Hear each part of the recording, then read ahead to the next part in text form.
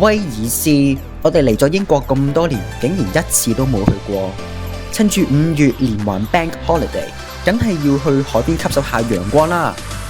今次我哋會發現北威爾斯嘅靚啲路1日遊，呢度被譽為威爾斯度假勝地女王，擁有好多維多利亞風格建築、海濱長廊同埋俯瞰成個海景嘅山丘。難得嚟到北威，梗係要開返支北威沙啤啤佢，邊飲邊講啦。嗱，我冇賣廣告㗎吓。廢話少講，我哋一齊嚟 Go Go Go！ 漆油機。上集喺 Blackpool 試飛完 Leo 2之後，即刻愛上佢影人同埋佢嘅 AI 功能。今次去北威，點可以唔帶埋佢一齊飛呢？我哋第一個景點就係海濱長廊，一到埗就已經見到唔少維多利亞式嘅度假屋，呢度好多都係改建做酒店，好有英倫風。條海岸線真係好長，好多人喺海邊散步、跑步、做運動，氣氛既熱鬧又悠閒。雖然話就係海灘，但大家唔好諗住係幼沙白灘，佢呢度其實係石灘，地下都係大大小小嘅石仔，每踩一步都要小心，唔好拗柴。石灘上仲見到有人用石仔一粒粒堆成嘅小石陣，有啲係用嚟紀念意外去世嘅人，亦有小朋友玩到唔捨得拆，睇落去都幾有趣。不過真心講句，呢個石灘唔算好好行，啲石又圓又滑，行2步已經好考我嘅平衡力。聽講啲石係 Council 特登鋪嚟擋住啲海浪，保護住海邊嘅建築，避免海水侵蝕。尤其喺中間呢段路，啲石黐滿晒海藻，同埋啲貝殼好滑，想行去海邊記得要慢慢行，同埋着埋鞋，唔係對腳實爆乾啊！去到海邊就有另一番感覺，海水好清，仲帶點藍綠色添。比起上一集去嘅 Blackpool， 呢度啲海水冇咁渾濁，同埋靚好多添。見到咁靚嘅景，我真係即刻忍唔住要飛航拍啊！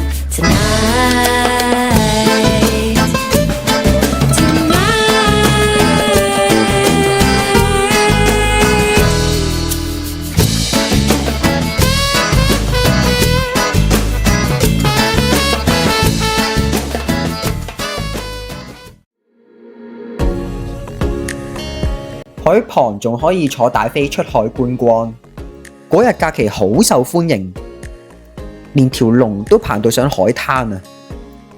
船票成人10磅，小朋友5磅，就咁睇條人龍，我估老闆應該笑到見牙唔見眼，個場咁旺，應該都執唔少啊！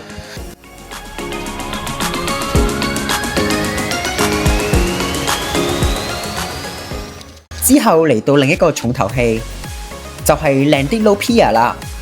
你會發現英國好多海邊小鎮都有呢種 amusement， 好似海邊嘉年華咁樣。其實呢個係維多利亞時期興起嘅文化。當年火車普及，仲未有廉航，本地人就好流行去海邊度假。正因如此，好多碼頭都會發展酒店、娛樂設施同餐廳等配套。碼頭一直延伸出去，玩到攰又可以坐低睇下海，場面相當熱鬧。沿途仲見到位火辣辣嘅巴西妹，撳機求姻緣。喂，其實你可以黑翻一磅啊，就喺你後面咋。行到最尾，入邊有個室內娛樂場，成個 feel 好似香港冒險樂園咁。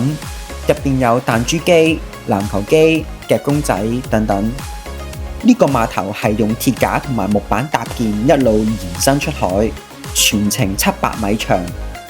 睇返啲航拍、海水、碼頭同天空連成一色，嗰種藍好靚，我個人好鍾意。嚟，繼續去片。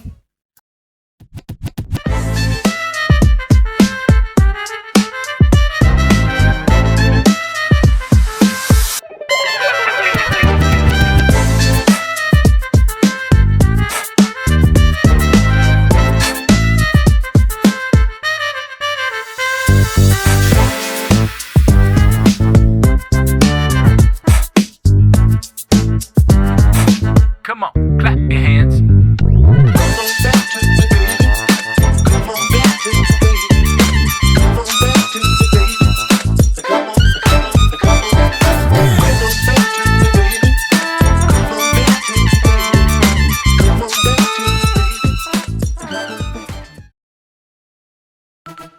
嚟到靚啲路就唔好錯過 Great Orme， 呢度係當地最出名嘅海岬，嚟睇靚海景嘅。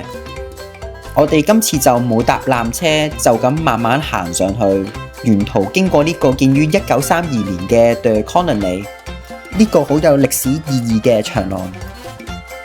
如果冇乜腳力，你亦都可以坐觀光車上山。大約行咗10分鐘，我哋就上到去 Happy Valley Green， 呢度視野超開揚。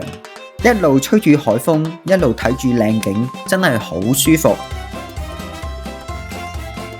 仲有用草地砌成嘅靚啲路招牌，為呢個咁靚嘅海岬增添一種特色。至於食，唔知點解去到英國海邊，就一定有佢嘅好朋友 Fish and Chips。我哋就入鄉隨俗，喺碼頭入口點咗2份蛇滑梯 Fish and Chips。第一次見人咁樣執餐，一邊滑梯用嚟蛇炸魚，而另一邊就用嚟蛇啲薯條，可以話係高效率。依家我哋都習慣英式食法，唔係配茄汁，而係就咁加鹽同埋醋。佢嘅份量都算大，炸漿夠脆，口感唔錯。不過魚就大少少腥味，整體就唔稱得上為驚豔。快閃過後，我終於明白點解靚啲路會被稱為威爾斯度假勝地女王。呢度保留咗好多維多利亞時代嘅建築。行石灘同埋碼頭嗰陣時，真係有種返咗去舊時英國度假同嘉年華嘅感覺。再加上又闊又長嘅海岸線，天氣好嗰陣，海天一色，嗰種藍真係好靚，我個人都好鍾意。下次有機會我哋一定會再嚟北威，不過北威晒就唔再係飲一支，而係飲一箱啊！如果你哋都係刷下，就記得 comment、subscribe 同埋 like， 我哋下次再見，拜拜。